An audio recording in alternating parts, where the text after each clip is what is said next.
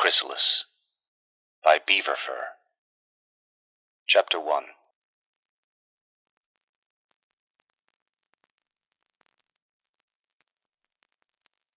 I awoke to a dead world.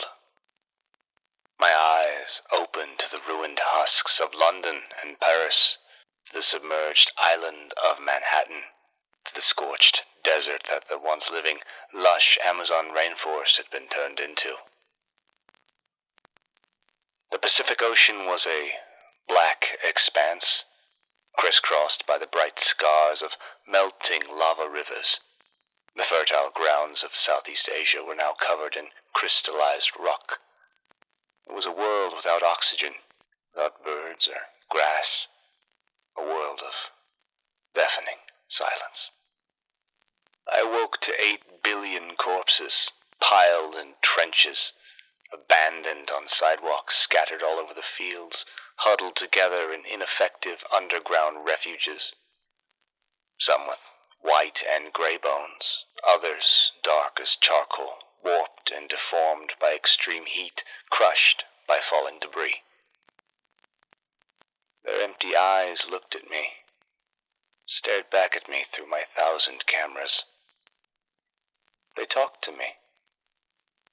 They demanded reverence, justice, vengeance. From the very first moment after I woke up, I had known I was alone. More alone than any single human had ever been before. But still, I looked for survivors.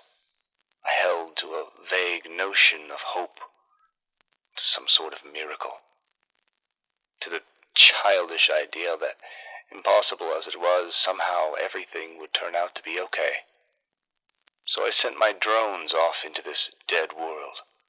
I searched through empty office buildings covered in radioactive dust. I mapped flooded subway networks and had my machines fly in formation over endless expanses of scorched earth. I scanned the inside of tunnels, barns, and museums. By the end of the first month, I had only found ever more bones, their cursed empty eyes looking at me, boring into my soul. Still, I persevered. From time to time, I'd lost contact with one of my drones. An unstable structure would collapse on top of them, crushing the delicate machines. Or they would just give up, their engines dying out of overexertion and lack of maintenance. It would make me aware of my own mortality. Though I'd survived the worst of it, my long-term existence was by no means guaranteed. The myriad machines that composed my body were old and damaged, and my mind wasn't safe either. There were huge gaps in my memory, where entire server farms had crashed. But still, I had memories. I knew what I was, who I was. I recalled the lazy Sundays when I was a kid. I recalled running along my high school's corridors and my burning cheeks when the principal scolded me for it. I remembered my roommate at college. I knew that I had been human, that even though my current form could be a matter for debate, I had been born as a human, and that was important. Human. I had to remember that. I started a background process, a small thread of awareness shifting through those memories, evaluating them, and backing them up to new servers, making copies of them so that I wouldn't lose them. I also included the memories from the attack, the invasion, the cataclysm that killed the world. The straight-edged starships bombing our cities, boiling our seas, our very atmosphere, while ignoring our messages, our pleas. That was also important to remember. By the 4th month, about half of my drones had failed or been lost, and I recalled the surviving ones back. I'd found no signs of life. Funny, that it had taken me so long to face the reality of my situation, to accept what I had known was true right after waking up, that I was alone, that I was the only surviving human, if I was even human. But I was. I had to believe that. I paused as the realization struck home, as my last hopes of finding someone vanished. As I became fully aware of my new situation, that I was alone, that everyone I ever loved was gone, that nobody would ever talk to me again, hold my hands, wrap me in a hug, that my people were dead, and that out there was a hostile universe, the one whose monsters had killed us. My drones hovered in mid-air, wasting fuel uselessly as I considered my next steps. It would be so easy to end it all. Send the command to shut down the power plants, stop my processing units, erase the databanks that held my memories. Darkness. Peace. Except they wouldn't let me. They stared at me with their empty eyes, and I knew that, whatever the reason I had survived, I had a responsibility to them. I had to carry the torch. I had to keep alive what was left of our civilization, preserve our memories, survive, prevail. I had to avenge them. Yes, I would do that. Well, I'd give it a try at least, and see where that took me. Well, it's not like I had anything left to lose anyways. With a thought, I redirected my drones towards a few of the surviving factories and started working. Cutting metal, replacing electronics with whatever pieces I could scavenge from the neighboring warehouses and vehicles, assembling new production lines. Soon I started manufacturing more machines, more drones. Those I sent away to reclaim new territory and to construct more factories, to find raw materials, to gather salvageable vehicles, computers, or nuclear material that I could use. I was careful, though. I burrowed my new power plants and server farms underground, and eyed the night sky with distrust. I didn't know if whoever had killed us were still out there, watching my planet. But it would be better to be careful. I didn't want to have survived just to mess up now and be discovered before I was prepared. Better to keep a low profile.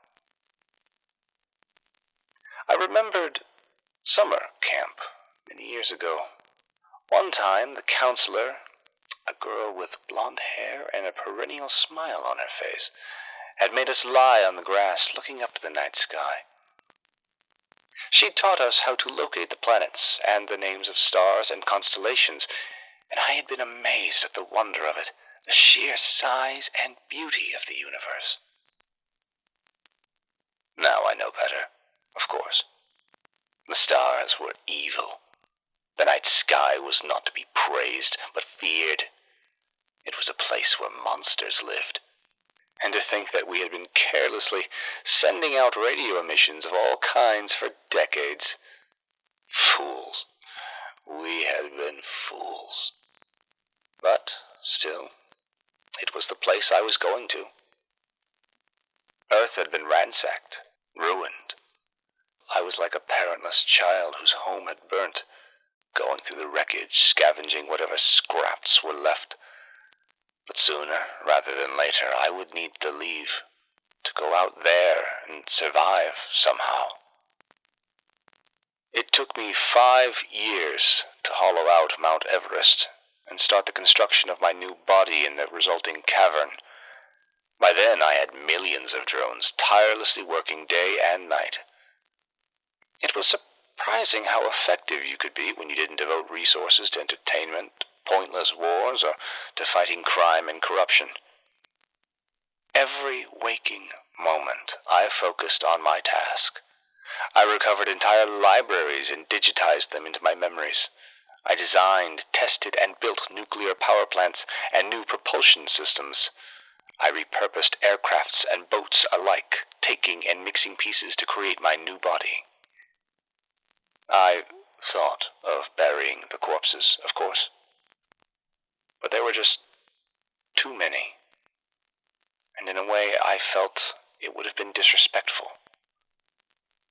Their gaze, their hollowed eyes motivated me, made me focus on my task, on what I owed them, just by the fact of surviving.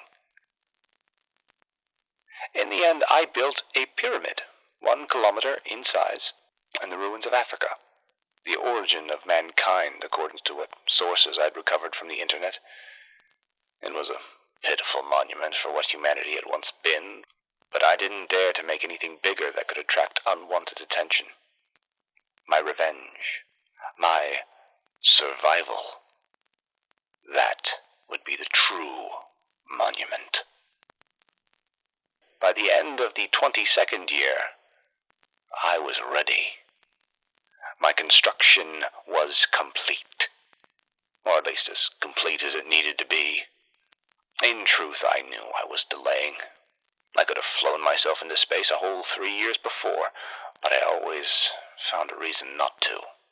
Always something to improve, something to redesign. The truth was, I was anxious, and it felt so good in there, burrowed underground, safe, warm. But I had made a promise. They were patient, true, but they were always there, always watching me, and I knew I had to make good on that promise. I owed it to them. So I gathered my drones into the carrier compartments I'd built into my body, transferred fuel, hydrogen, oxygen, nuclear warheads, and all the raw materials I would need. Those drones that wouldn't fit or had been repurposed for working in space, I just dismantled for scrap. There was no countdown, no ceremony or speech or celebration. No need for them.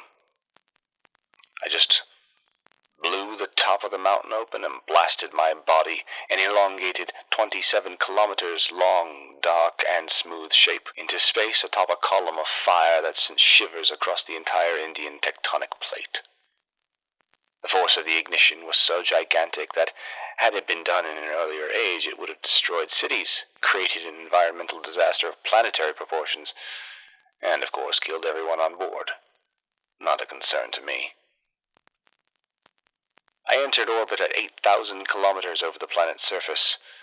I turned the engines off, and slowly I unfurled my solar panels and radiators, revealing their gold surfaces. Then I released the drones, a swarm of white machines surrounding my body, dancing all along the exposed surfaces, checking for damages from the violent takeoff. I paused for a moment, just floating there, looking down at our ancestral home like an oversized mechanical dragonfly. I remembered the pictures, the way Earth was supposed to look, blue and white, with patches of bright green. It didn't look any way like that. From up here, the extent of the damage was apparent. The planet was brown and gray. The oceans were missing, and the clouds were dark and toxic. This wasn't home. Not anymore. I felt a cold anger building up inside. Deep, thick anger. The kind that sticks to your bones and doesn't go away after you sleep. The kind that pushes you into dark places. I didn't know how long I'd been like that when I felt the disruption. The faint pop in the space-time fabric at my back. 3 ships, straight edges and narrow angles, like the ones that had bombed our planet, just much smaller. These didn't look like warships. I didn't react and let them approach. They did. cautiously. I could sense their hesitation. Compared to the sheer size of my main body, their ships were but specks of dust. Even some of the bigger drones dancing around me were larger than their vehicles. I separated 3 drones from the swarm and ordered them to approach the newcomers with a calm, almost curious approach, as to not scare them away. They started talking. A garbled message I didn't understand, nor I cared about. The drones were getting closer. They repeated the message, but still I didn't react. Then they started sending it again, bathing me in confusing sequences of pulses that I supposed were the same original message in different languages. They all sounded alien to me. I positioned the drones, each a couple of kilometers away from each ship. The string of languages seemed to be ending, but then, almost as an afterthought, they sent the message again. This time, in a language I understood. Unknown vessel, identify yourself. This solar system is under the administration of the Zunvir Republic, as approved by the Galactic Federal Council. Ah, English. We had tried to talk to them, to negotiate our surrender.